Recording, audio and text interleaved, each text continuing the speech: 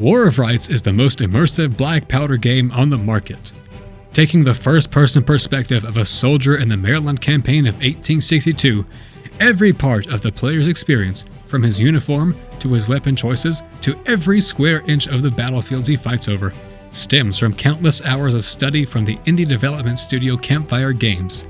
Across photorealistic renderings of the desperate fight at Antietam, the storied streets of Harper's Ferry, and the wooded clash for the passes over South Mountain, hundreds of infantrymen and artillerists fight to conquer or die. They find themselves in 5 different game modes: Skirmish, Conquest, Contention, and Picket Patrol, each with their different style of fighting, and the drill camp, where they hone their skills. This updated tutorial is meant to give the most up-to-date information to new players and veterans alike.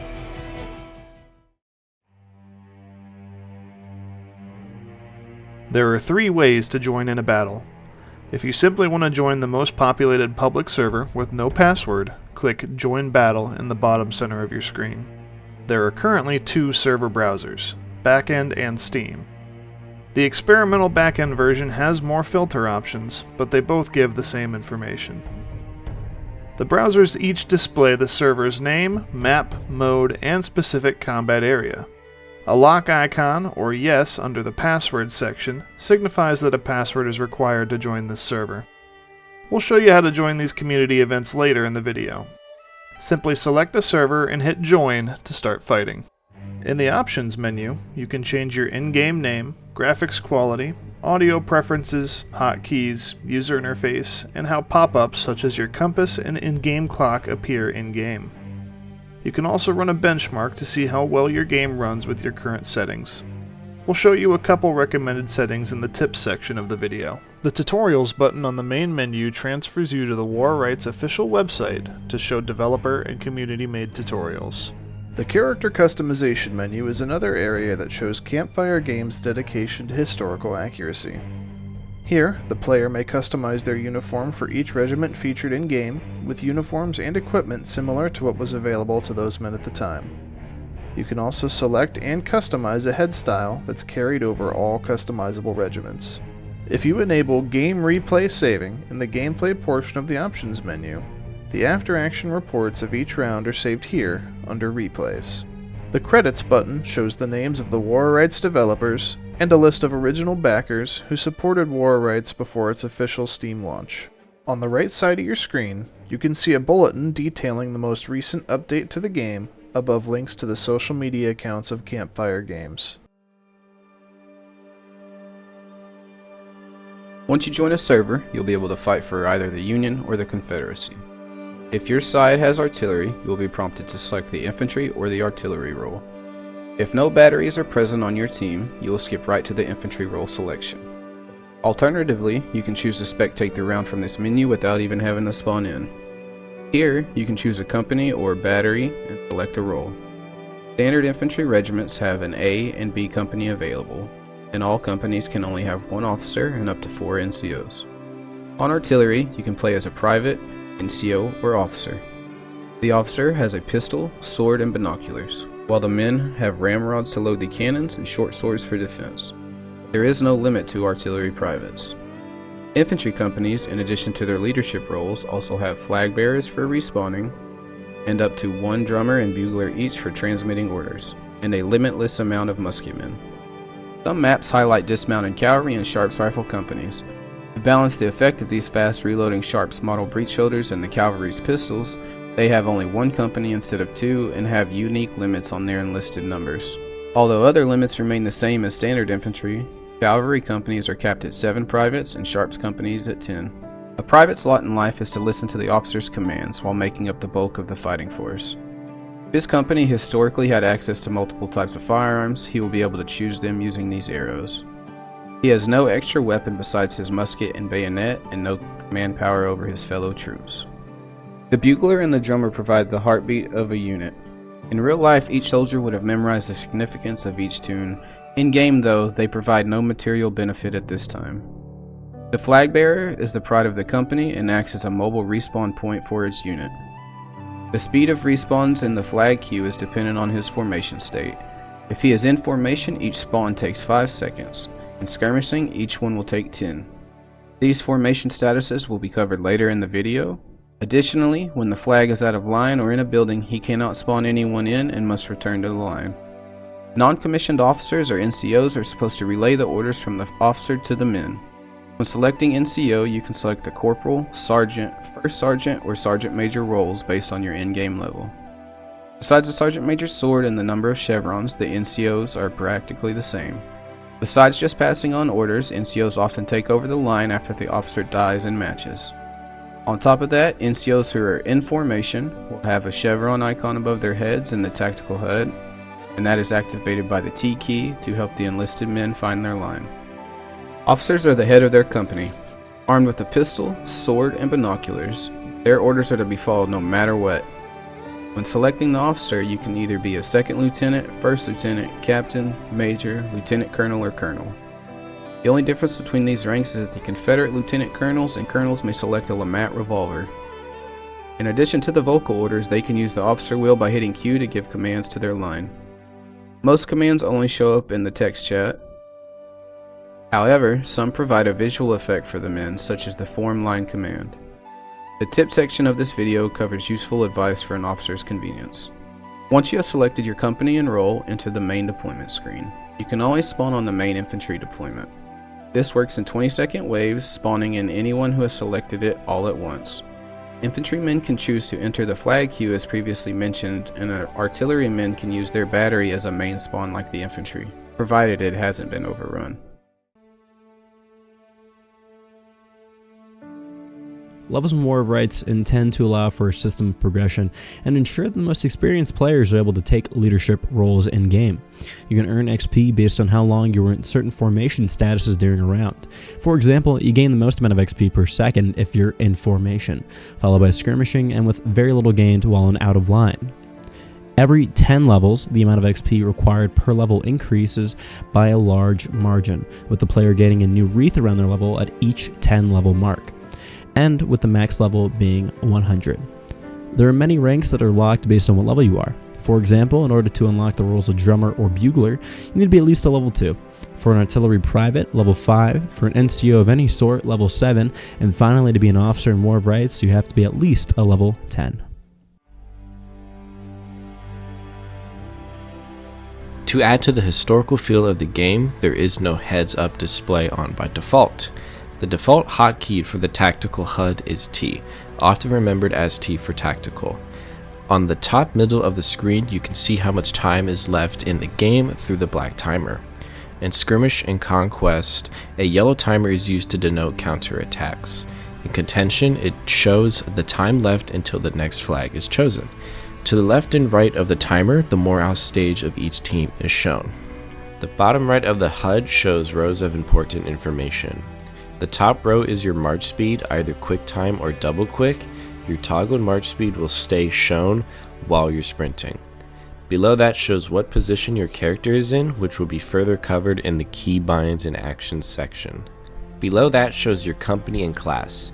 If you pick up the flag from another company, you will become a part of that other company. Below that shows your ammunition type, the weapon you are holding, and whether or not you have a bayonet on.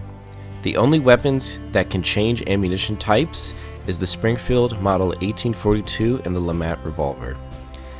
If you are a flag bearer, the HUD will tell you how many people are on your queue, if any. Lastly, it will show you if you are either in formation, in skirmishing, or out of line. These are explained in the team morale and formation portion of this video. Additionally, an extra line will appear if you are defending or capturing a point in the skirmishing game mode, which is not otherwise visible. If you hold down the tab key, you can see the scoreboard showing which team is attacking or defending and their morale stage. Under that, the player list is shown separated into companies alongside the role of each player within their company. By left-clicking on a player's name, you can visit their Steam profile, and if you're a server admin, you can warn, kick, or ban them. The down arrow next to a player's name is their demotion count. If 7.5% of the server population, so 15% of their team, chooses to downvote them, they'll be demoted. Demoted players cannot play as specialist classes and must play as an infantry private. Similarly, if 10% of the server population clicks the mute button, that player will be server muted and unable to communicate with others. The number of muting players is not shown, unlike the public but anonymous downvote count. Press enter to make the in-game text chat appear on and use it. In settings, you can change each HUD element to be always open, only up when you hit T, or to never show. You can edit this for the in-game chat display, the compass display, the world icon display, the game information display, and the name tag display on your friendly players. Press escape to open the in-game menu. The resume button brings you back to the round. The spectate button brings you into the spectator camera, but this does count as a death for your team. The server settings button is only visible to server admins and brings up the admin console. The options button lets you go into the settings mid-round. You can update your name, but this will not display until you exit and rejoin the server. The leave server button lets you leave the server and return to the main menu. The exit game button makes you quit the game. To see all the keybinds in game, either hit F1 or go to the Keybinds section in settings. There are 3 ways to move in War of Rights. Press C to toggle between a 1 yard per second quick time and a 3 yard per second double quick. Hold Shift to enter a 5 yard per second sprint. Quick time is a 1 yard per second, losing almost no stamina. Double quick is 3 yards a second, which costs stamina but can be kept up forever. Sprinting is 5 yards per second, loses the most stamina and cannot be sustained indefinitely. You can kneel or stand up with the control key. You cannot move while kneeling. You may press R to reload.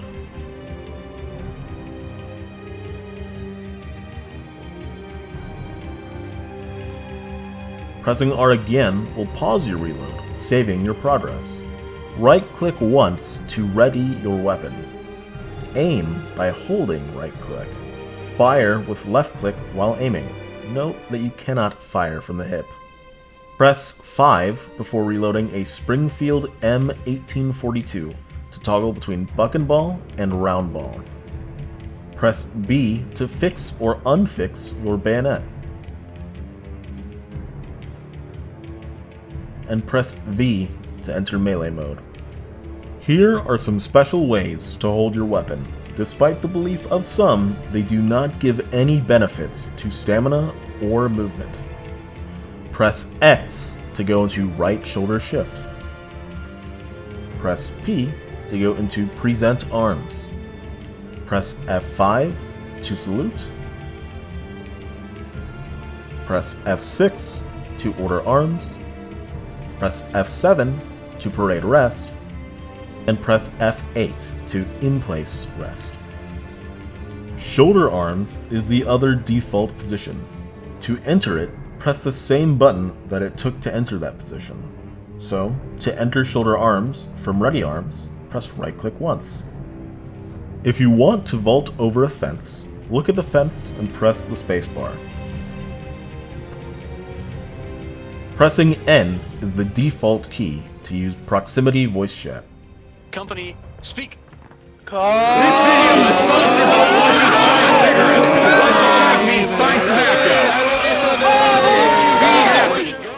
Pressing Enter allows you to type in the in-game text chat. To free look, hold down left Alt. This can be toggled to apply automatically while reloading or fixing bayonets in the settings.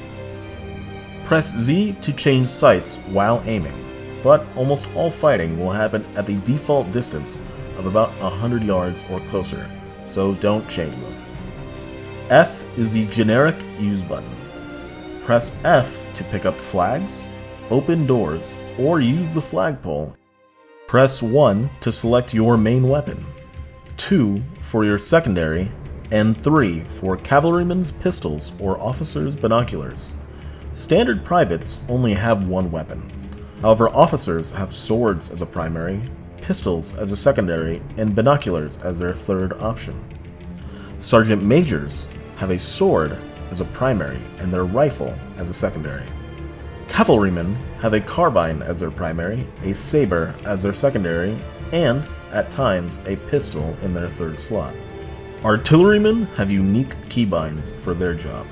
They use the generic F key for most functions like sponging guns, opening limber chests, grabbing and placing ammunition, ramming guns, rolling wheels, traversing tail spikes, aiming the cannon, and firing.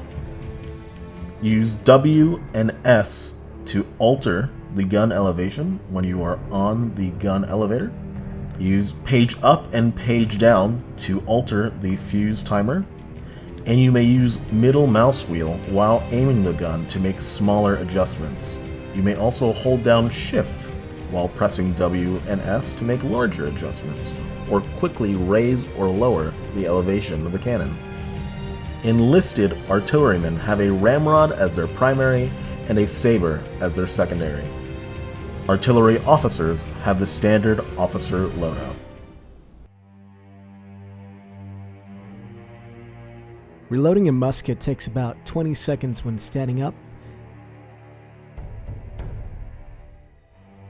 and around 25 seconds when kneeling.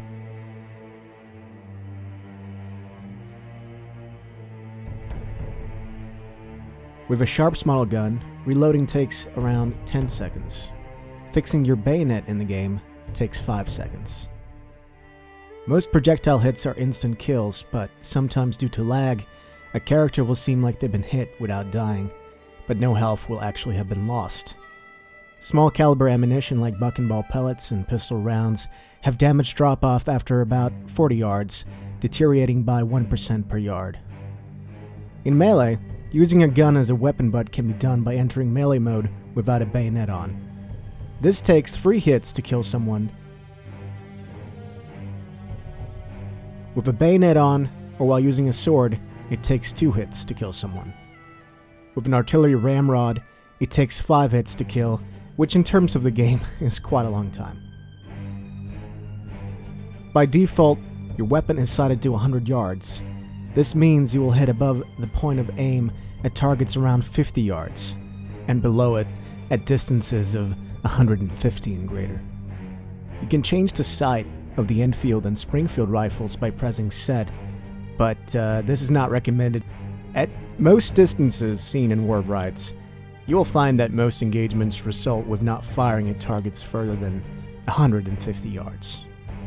To see more into artillery, watch the War of Rights artillery tutorial linked in the description.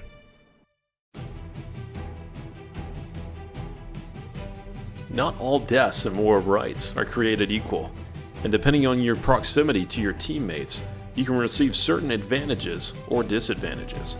If you are near 5 or more friendly players, you will be considered in formation. Dying in formation costs only 1 ticket. You will also regenerate stamina quickly and take much less suppression from enemy gunfire. If you are kneeling next to 2 or more teammates, or standing near 2, 3, or 4, you will be considered skirmishing. Your death will count for 3 tickets, you'll take a moderate amount of suppression, and have a middling level of stamina regeneration. If you are alone or near only 1 teammate, you are considered out of line. Upon your death, you will shamefully cost your team 5 tickets. In addition, you will take the maximum amount of suppression and regenerate stamina much more slowly. Like we mentioned earlier, flag bearers will respawn a person every 10 seconds while in skirmishing and every 5 seconds while in formation. Tickets are how the morale system and respawns in Skirmish, Conquest, and Contention modes are handled. As mentioned a moment ago, your team loses tickets when you die. Each mode has its own unique morale system, which will be explained in their respective sections. You can see how many tickets your team has in the tactical HUD. The wings next to the timer show each team's morale stage, and the red or blue bar displays how far through that stage you are. As a team loses tickets from deaths, their bar is lowered until they reach the next stage. When they hit 0%, they hit their end stage, and tickets no longer matter. When one side falls at ticket stage, their opponent chants either the rebel yell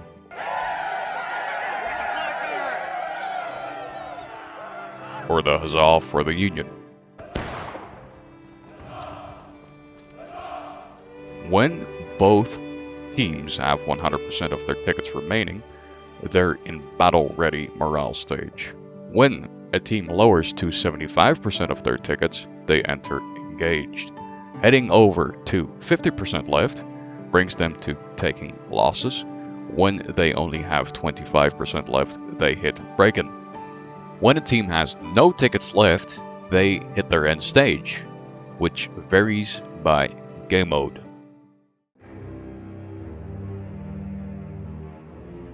Skirmish is the main game mode of War of Rights, where both sides fight over one capture point. Most points represent historical clashes from the Maryland campaign, such as the fight for the Sunken Lane. Others are hypothetical scenarios, such as fighting over the Pry Ford, which was historically uncontested. Players can select to play between two regiments that were historically present at that skirmish area, or plausible regiments in the fictitious areas. One side is defending the point, and the other team has to take it. The attackers begin the game with more tickets than the defenders to compensate for the defending advantage, and the exact ratio varies by map. In Skirmish, the attacker's end stage is Final Push, in which the timer lowers such that they have just enough time to run from main spawn to the point twice. The defenders have Last Stand for their end stage, where they lose the ability to respawn any more players. The point is gradually captured by having more in formation or skirmishing men on the point area than the enemy. When a player hops on point, he will see a new line appear to tell him that he's capturing or defending. If the attackers capture the point while their enemies are in taking losses or a higher morale stage, a counterattack will begin. If they capture it after the defenders hit breaking or last stand, they will win instantly. The length of these counterattacks is decided by the morale stage of the defenders at the moment the attackers capture the point, and remember that each morale stage represents a 25% loss in tickets. If the defenders are battle ready, they will have 20 minutes available for their counterattack. Engaged, 12. At taking losses, they'll only have 7 minutes, and like previously said, no counterattack is available at breaking or last stand. When the counterattack starts, the main timer is paused, and the roles and end stages are flipped. During the counterattack, the attackers become the defenders, and the defenders become the attackers. If the timer hits 0, and the attacking team has more men on point, both in a counterattack and normally, an overtime will begin. The defending role wins the overtime by retaking control of the point for a considerable amount of time. If the original defending team retakes the point during a counterattack, the total percentage of tickets that they have remaining will increase to the percentage the attackers have at that time. If the defenders have a higher percentage remaining, they won't gain anything. Remember that when the percentages are even though, the attackers will still have a higher raw ticket total. Additionally, if the original defenders push the original attackers into a counterattack last stand and then recapture the point, the original defenders will win instantly. Generally, the attacking team wins the round if they hold for the whole counterattack timer, capture when the defenders have no counterattack available, or by killing all of the defenders in a last stand. The defending team wins if they hold the point until the whole timer runs out, which can be made faster if the attackers hit Final Push, or by recapturing the point when the attackers are in a last stand due to counterattack. Conquest is a game mode where you fight over 3 different flagpoles on a slice of the Antietam, Harper's Ferry, South Mountain, or Drill Camp maps. All 3 points are uncapped at the beginning of the game and are captured by a team by using a flag bearer. Now, the person raising or lowering the flag cannot be out of line. Importantly, while the flag bearer must be the one to start the raise, he does not have to end it, nor does he have to be the one to lower it. The flag bearer can go to the proper spot, begin raising the flag by pressing F on his keyboard, holding it for a second, and then touching off of the flag, pressing F again. Once he does that, another person can come take his place and begin raising the flag instead. Now, the flag bearer, when he exits the interaction, is allowed to keep his flag. Now, in Conquest, where neither side is necessarily the attacker or defender at the beginning, both sides have even tickets to start, and only have the last stand in stage, meaning that no one can respawn when they hit the end, that is. Now, as this is not representative of a historical or even plausible battle, the available regiments are selected in the beginning of the game at random. The ticket system functions similarly to Skirmish, except whoever controls the majority of the flagpoles will start to cause the other team to lose tickets. Each flagpole does not necessarily inflict ticket losses, as they can cancel each other out. If both teams control one or none, no ticket loss is dealt. Now, if one team has 2 flags capped and the other one has 1, then only 1 flag worth of ticket drain is happening to the losing team. If one team captures all 3 points, then a counterattack begins, regardless of what morale stage the counterattacking team is in. It will be 3 minutes long. During the counterattack, the team that has no flags captured takes 3 flagpoles worth of ticket drain, that is, triple the ticket drain. Their goal is to make a point neutral and fully capture it themselves within 3 minutes. If they succeed, they receive, unlike in Skirmish, no ticket boost and the game continues as normal. If they fail, the team with those 3 caps immediately wins. Importantly, the team does not win Conquest rounds by controlling more points, but instead it is by having a higher morale level than their enemy when the timer hits 0. Now, if the teams are in the same morale stage, a draw is declared. It does not matter what you see on the top of your screen, whether or not you're halfway through taking losses and they're all the way up in taking losses or all the way up in breaking. It is breaking, draw. Taking losses, draw. Last stand, draw. Unless you wipe out the other team when they are on last stand.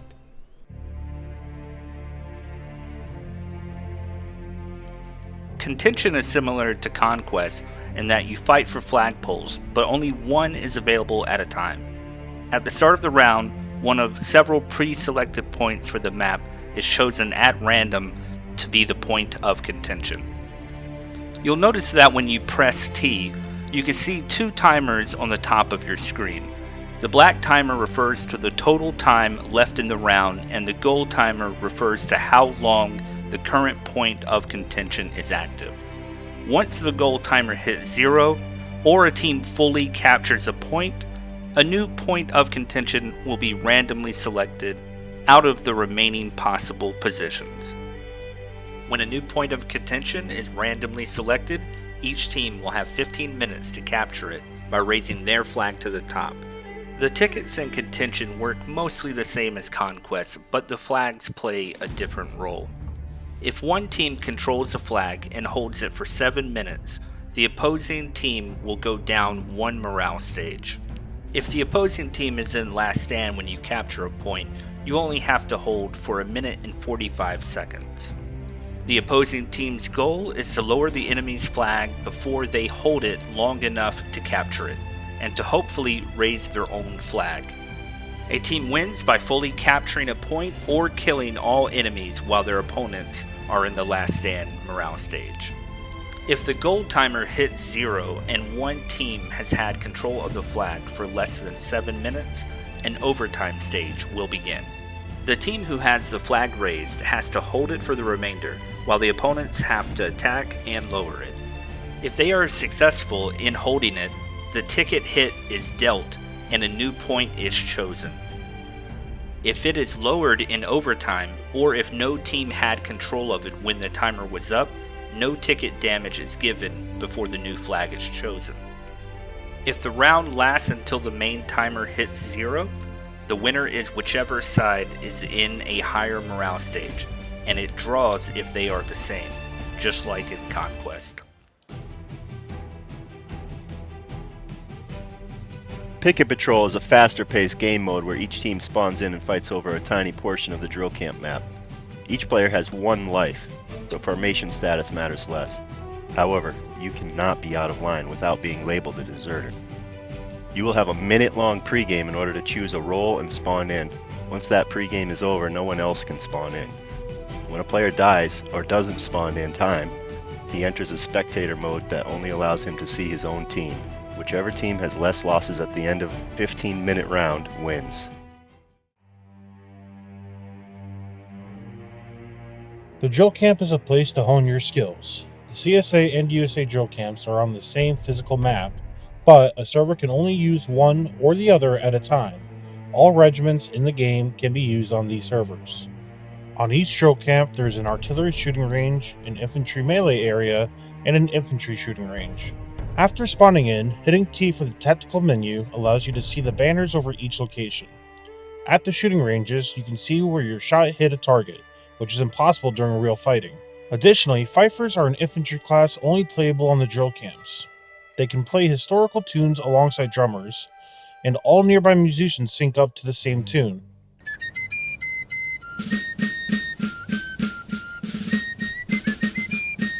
In real life, these musicians would usually be deployed to help the surgeons or to relay orders during the battle, so they can only play music here in the drill camp. Community groups often use these drill camps to practice unit cohesion and marksmanship, or to warm up before important event battles. Due to the teamwork-based nature of the game, community clans were a natural evolution. These clans use historical units from the American Civil War as their structure, hence why these groups are referred to as regiments and companies. These groups will use passworded servers to play against each other in coordinated battles, allowing for more cooperation than is possible in public servers. To help with this, you can join the official War of Rights Discord. You can join at discord.gg/War of Rights, which is in the description down below. This Discord is a great way to talk about the game, solve bugs or issues, or find a regiment. The Risen Dead of Antietam. This is a limited time mode during the Halloween season where up to 100 Union and Confederate soldiers must band together to confront the relentless hordes of over 400 risen dead. The objective is to hold successive key points against increasing waves of zombie soldiers emerging from the earth. Flag bearers are replaced with a torchbearer, which acts as a mobile respawn and provides light to fellow players during the darkness of the night. At the end of each wave, everyone who died respawns into the game. If everyone dies before the end of a wave, you lose. The goal is to last as many waves as you can. Additionally, during this fall season, an autumn effect will be applied to all maps in the game, further immersing players in the environment. During the Christmas season, the game's typical early fall scenery is brought to the middle of winter. Replacing the precipitation that admins can turn on is snow, which gradually builds up on the ground and restricts visibility on the battlefield. On top of this, server admins have the option to enable presents, which float down from the sky every once in a while. When a player opens a present, they can get many items, such as candy canes or pistol, or just some useless coal. It is highly recommended to play the game in windowed full screen. If you have trouble hearing others over the loud gunshots in-game, try turning your master volume down. Either way, it is highly recommended to have your voice chat volume at maximum. If you have voice chat issues or any other issues, go to the official Discord in the description and ask for help. Officers can keybind the order form line, allowing them to more easily order their men around the battlefield. Enter options, key bindings, scroll down to order form line, and set your preferred key. The E key works very well for this. When firing at close ranges, you will often have to aim much below the intended area, due to most rifles' 100-yard sighting. This is very noticeable at the shooting range. And keep in mind that the circle of targets are 6 foot in diameter. This is why many officers will say aim for the waist at about 50 yards, so that the average aimed shot will hit the center torso of the enemy. With the Springfield 1842 smoothbore musket, you can press 5 to select buck and ball ammunition. This consists of one 69 caliber round and 3 30 caliber pellets. The main round has standard drop and ballistics, but the pellets have more drop and do 1% less damage per yard after 40 yards. This type of shot is extremely effective in War of Rights due to the close range nature of video game engagements and the tight formations used. Additionally, each small round suppresses the enemy as much as a full mini ball round would. These factors combined means that at practically all ranges seen in War of Rights, you should use Buck and Ball if you have the opportunity. Regardless of what formation stage you are in, it will take 15 minutes to fully recover your health. Melee mode with a bayonet on allows you to aim faster than in shoulder arms, and does not go away when you double quick like ready arms, so it is often used as the default stance. It does slightly increase stamina loss while sprinting though. In the settings, if you hit benchmark, it will start looping cinematic sequences on your current quality settings and show you your average FPS, or frames per second. You lose the ability to talk in voice chat 2 seconds after being shot. What are you gonna do?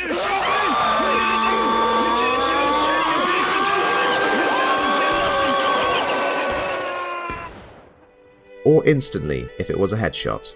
Those level 35 and higher can select the Sergeant Major NCO rank, which has a sword. This can be very helpful if you spawn in during a melee, so select it if you can.